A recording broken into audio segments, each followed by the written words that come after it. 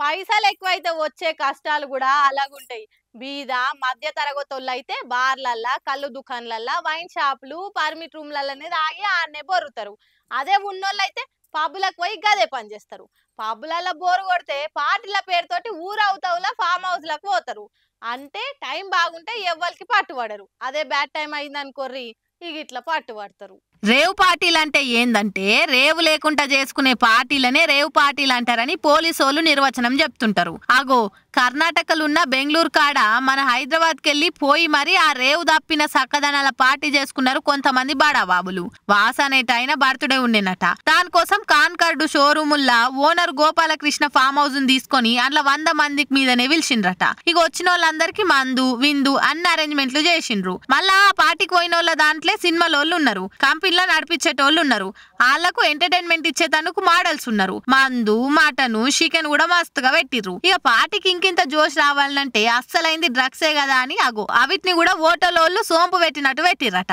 ఆ డ్రగ్స్ ను గుడాలు బుక్కినట్టు బుక్కి పొట్టవాళ్ళు కదా ఆగి మోడల్స్ తోటి డాన్స్ లాడుకుంటా రేవు తావు లేకుంటా ఎంజాయ్ చేసిండ్రు. చుట్టుముట్టోళ్లకు వాళ్ళు పెట్టుకున్న డీజే సౌండ్లకు నిద్ర పట్టక నెత్తి నొప్పైందట. పోలీసోళ్ళకి ఫిర్యాదు ఇచ్చిండ్రు. గంతే బెంగళూరు పోలీసోళ్ళు రంగంలోకి దిగిర్రు. పార్టీ జరిగిన ఫామ్ హౌస్ లకు పోయి వాళ్ళందరినీ పట్టుకున్నారు. అందుకే అంటారు పోరాని జాగలకు పోతే పడరాని పాటలు పడక తప్పదని. మరి ఇంట్లో ఆంధ్ర పంక పార్టీ ఎమ్మెల్యే కాకా అని కారు కూడా కనిపించిందట. చల్ ఆ కారు నాది కాదే కాదని అంటున్నాడు కాకాని సారు. అటు నటి హేమక్క కూడా ఈయనే ఉందని కన్నడ మీడియాలు టామ్ టామ్ చేసిండ్రు. ఓరయ్యో నేను ఫామ్ హౌస్ లనే ఉన్నా గానీ బెంగళూరులో కాదు నా సొంత ఫామ్ హౌస్ లో షిల్ అవుతున్నా అని వీడియో బయటకిచ్చింది. కానీ చూడుర్రి ఎవ్వలైనా గిట్లా దొరికితే దొంగ లేకుంటే దొర అన్నట్టే. ఏం చేస్తారు పైసలు ఎక్కువైన కష్టాలు ఇవన్నీ.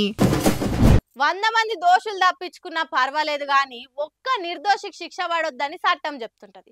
అట్లనే సర్కార్ పథకాలు కూడా 100 మంది అర్హులు కానోళ్లకు పథకాలు వచ్చినా ఏం పర్వాలేదు గాని అస్సలైన అర్హులకైతే ఖచ్చితంగా అందాలని సర్కార్ చెప్తుంటది. మరి ఆఫీసర్ల ఆలసత్వం చేయబట్టి అస్సలైన అర్హులకు కూడా సర్కార్ పథకాలు అందకుండా పోతుంది. దేవుడు వరం ఇచ్చిన అయ్యగారు అడ్డం పడ్డట్టున్నది సర్కార్ పథకాల అమలయ్యే కాడ.